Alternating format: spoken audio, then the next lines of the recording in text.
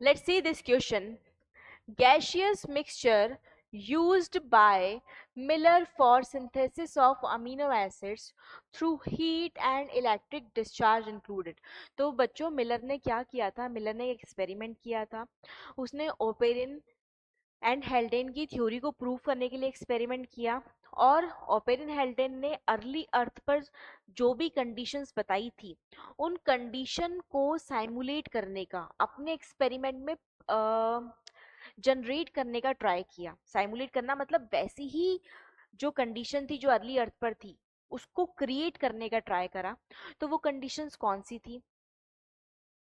एक तो extreme heat, ठीक है, हाई टेम्परेचर, उसके अलावा कुछ particular gases.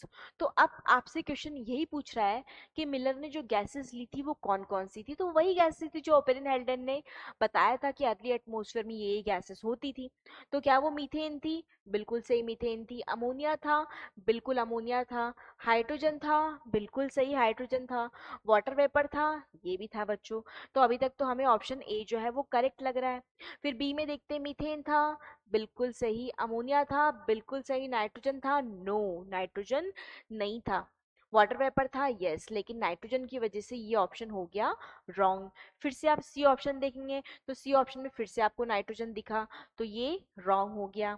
Methane yes, oxygen no, environment था रिड्यूसिंग, तो ऑक्सीजन था एब्सेंट. ठीक है. वाटर वेपर था?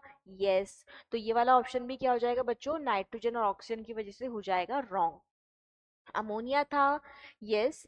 Carbon dioxide? नहीं, मिलर के एक्सपेरिमेंट में कार्बन डाइऑक्साइड जो था वो नहीं लिया उसने. नाइट्रोजन लिया? नहीं. वाटर वेपर लिया? यस. तो इन दोनों की वजह से ऑप्शन हो गया बच्चों रॉन्ग. तो आपको दिख चुका है कि हमारा यहाँ पे इस क्वेश्चन के लिए करेक्ट ऑप्शन क्या हो जाएगा बच्चों?